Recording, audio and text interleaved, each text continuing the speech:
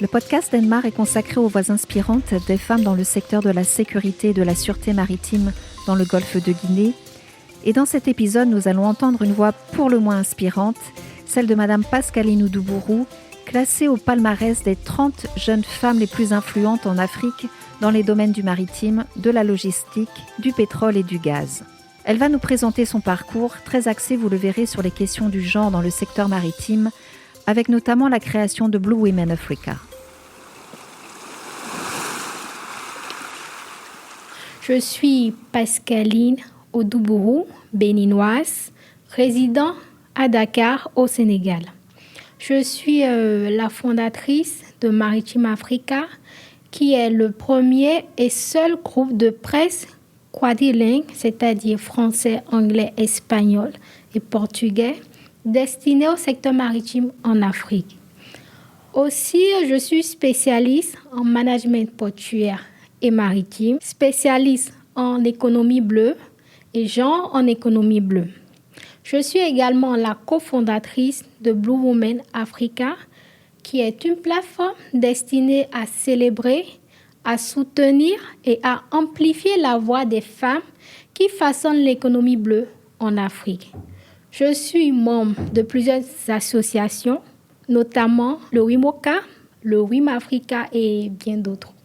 Et pour finir, je détiens également plusieurs certifications professionnelles, à savoir en économie bleue durable et changement climatique, en maritime business, en genre et égalité des sexes, pour ne citer que ceci. Effectivement, je suis parmi les 30 jeunes femmes dans le secteur du maritime, du pétrole et de la logistique. Et je suis arrivée à cette place grâce à une vision que j'avais, qui était de servir le secteur maritime africain, de servir les acteurs du secteur, que ce soit les professionnels, les entreprises, les institutions, les professeurs et également même les étudiants. Et cette vision est venue combler un vide qui existait déjà.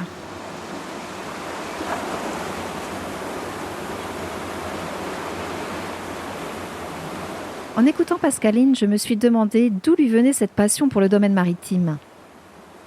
Ce qui m'a vraiment incité à intégrer ce secteur, cela me vient de mon père.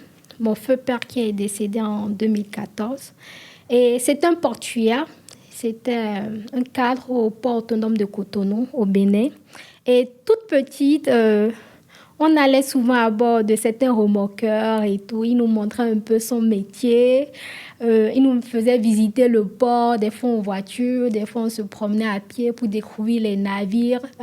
En plus, je vivais dans la cité portuaire et de notre balcon, je pouvais apercevoir les navires qui venaient accoster au port. Donc, c'est surtout cela qui m'a insufflé cette passion et qui a fait que je suis allée dans le secteur maritime.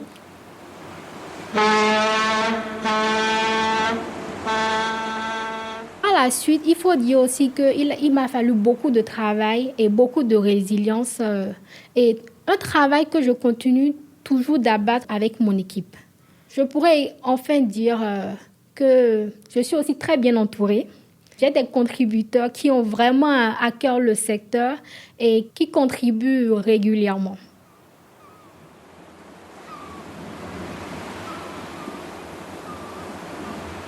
Cette vision dont Pascaline Oudubourou parle s'est concrétisée par la création de Maritime Africa, dont elle est la fondatrice, et j'ai voulu en savoir plus sur ce projet et les activités qu'il recouvre. Je suis la fondatrice de Maritime Africa. Maritime Africa a été créée en 2019 et précisément le 18 mars 2019. J'ai voulu créer Maritime Africa à la suite d'un constat. Un constat d'un manque crucial d'informations dans le secteur. Les acteurs n'étant pas informés de tout ce qui se passait dans le secteur maritime en Afrique. Par exemple, j'ai eu à remarquer que les acteurs portuaires en Afrique de l'Ouest étaient plus au courant de ce qui se passait dans leur région. Ils ne savaient pas vraiment ce qui se passait en Afrique de l'Est et dans d'autres régions d'Afrique. J'ai voulu également démocratiser l'information maritime en Afrique et pour finir, mettre en place une plateforme d'échange entre professionnels. Maritime Africa, c'est tout d'abord un site Internet. Un site Internet, comme je le disais, qui est quadrilingue, français, anglais, espagnol et portugais. Ensuite, nous avons une chaîne YouTube sur laquelle nous faisons des émissions Maritime Africa Live où nous discutons avec des acteurs, des professionnels. Par la suite, Maritime Africa aussi, c'est un magazine, Maritime Africa Mag, généraliste, qui prend en compte le contexte maritime en Afrique. Nous avons des actifs de fonds de beaucoup de contributeurs, également que nous aussi nous écrivons et des présentations de ports, des interviews de différents acteurs du secteur.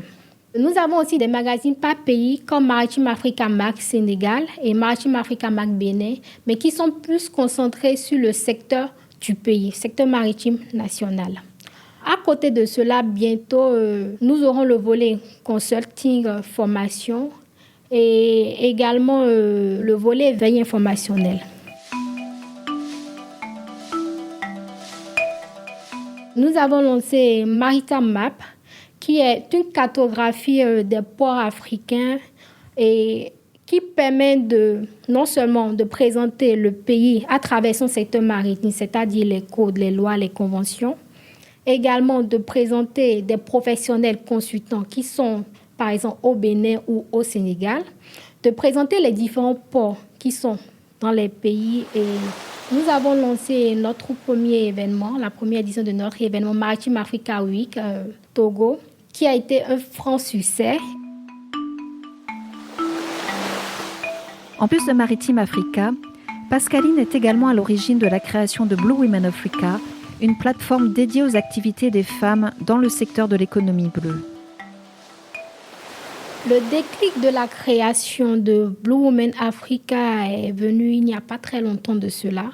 J'avais eu l'idée de mettre en place un site pour les femmes. Donc, j'ai eu à échanger avec mon amie aussi, je dirais, qui est une Camerounaise, Ivy Moyu. Et avec elle, elle m'a parlé de son projet. Et ensemble, on a décidé de se lancer en mettant en place la plateforme et prochainement, il y aura un magazine qui va sortir sur les femmes en économie bleue en Afrique. Le développement de Blue Women afin d'aider les femmes à mieux impacter le secteur de l'économie bleue africaine. Avec un tel engagement et face au constat que les femmes restent minoritaires dans ce secteur d'activité, j'étais curieuse de savoir quelles pourraient être ces préconisations pour faire en sorte de motiver les jeunes femmes à intégrer ce milieu et d'améliorer à terme le ratio femmes-hommes dans le secteur maritime en Afrique.